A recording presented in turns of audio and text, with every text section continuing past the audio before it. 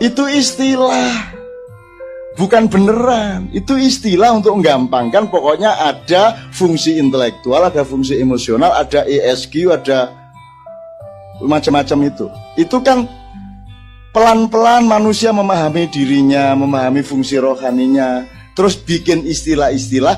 Anda terjebak oleh istilah itu. Sebenarnya nggak ada otak kanan otak kiri itu. Juga tidak ada ini departemen intelektual, departemen spiritual, departemen emosional. Nggak ada itu, nggak gitu hidup itu. Dia merupakan sebuah entitas. Kapan intelektual, kapan spiritual itu tidak berada pada tempat yang Anda pahami secara material. Kadang-kadang intelektualitas itu cuma kulit ari dari spiritualitas.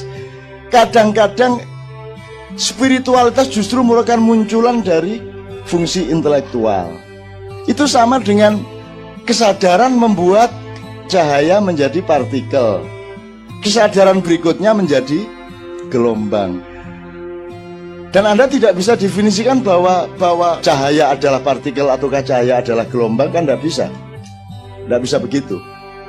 Jadi itu semua cuma istilah, Mas. Kalau di Ma'iyah kan dari dulu kita punya teori mengenai ubun-ubun itu, mengenai pendaran yang kita sebut elektromagnetik, yang disebut hidayah Allah, yang wahyunya Allah itu nggak pernah berhenti sejak kun, sudah dia terus menerus abadi.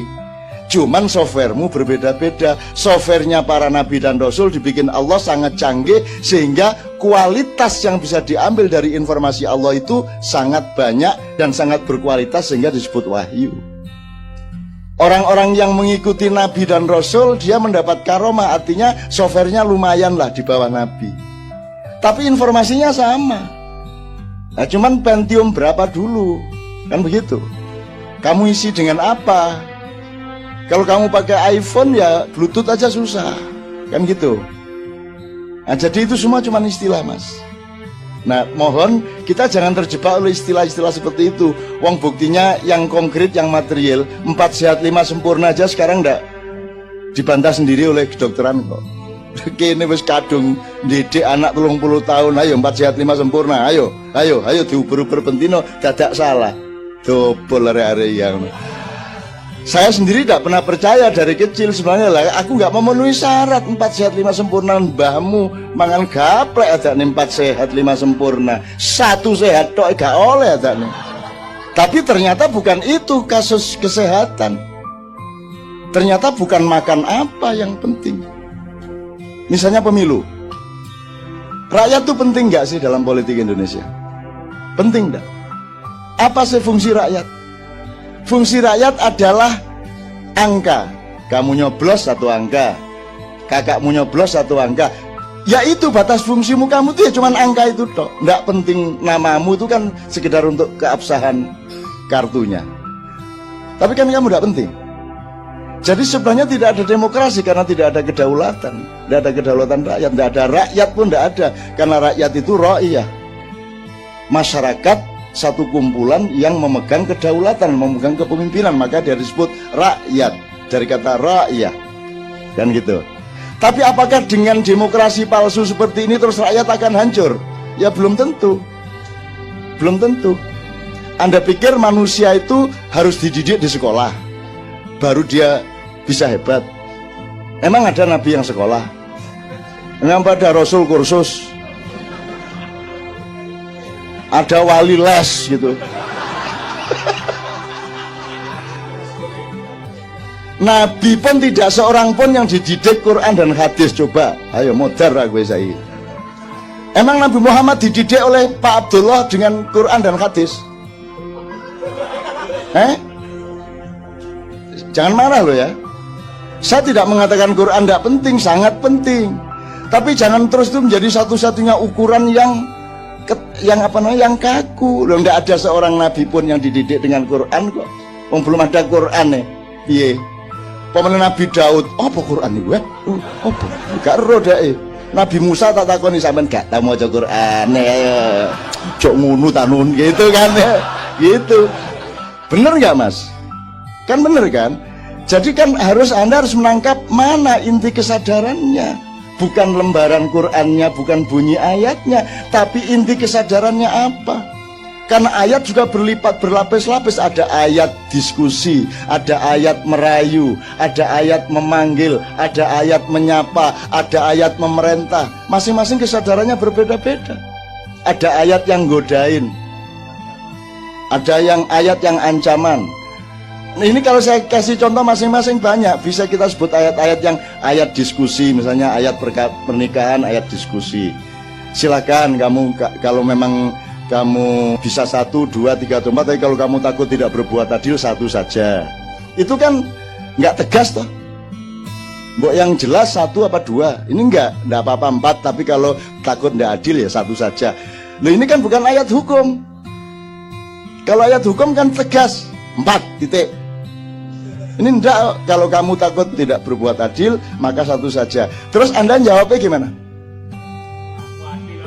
Aku adil loh, tenang aja, aku adil. Jawab gitu sampean.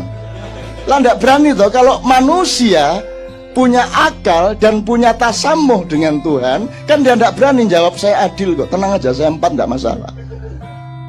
Kan enggak bisa ngomong gitu. Makanya ya sudah 1 aja. Karena nanti Allah ngomong juga, walantas tatiu antadilu, kalian sesungguhnya tidak akan pernah bisa berbuat adil. Loh, mbok tadi ngomong. Itu namanya ayat diskusi gitu loh Mas. Itu ayat diskusi. Ada ayat yang goda. Maka aku beri pahala yang berlipat-lipat. Anda dikepung oleh etos pahala, ajrun. Anda sampai lupa kepada 1 ayat yang tersembunyi, ittabi'u man la yas'alukum ajron wahum muhtadun. Ikutilah orang-orang yang tidak mencari pahala. Lho sampean iku ya nopo karep sampean? Jare katanya kei pahala, ke mari ngono sampean ngomong elok-elok sing gak njaluk pahala. Karep sampean iku ya nopo? Nek Allah Madura dikene ngono Gusti Allah. Sing tegas sampean niku. Lho itu namanya ayat yang menggoda, ayat tentang tajri min tahtial anharu khalidina fiha, atau ashabul jannati humul faizun. Orang-orang yang bertakwa kepadaku akan aku masukkan ke dalam surgaku yang di dalamnya ada sungai-sungai yang mengalir. Itu ayat godaan bagi saya. Saya tidak mau tergoda oleh ayat itu. Aleken kono swargane, mut-muten kono. Aku tidak akan cari surga, tertipu nanti aku. Karena kalau aku hidup berbuat baik untuk mencari surga, nanti begitu sampai surga tak dolek Gusti Allah kok gak ono endi. Wah Allah, aina antum ya Allah, kok ndak ada? Terus Allah jawab dari luar jauh, kau cari surga ataukah cari aku? Kalau kau cari surga, muten swargane. Ngono. Maka aku tidak pernah cari surga, karena kalau cari surga dapat, tapi Allah belum tentu dapat. Tapi kalau aku cari Allah, pasti dapat Allah, pasti dapat surga. Terus disuruh kos di mana kalau tidak di surga?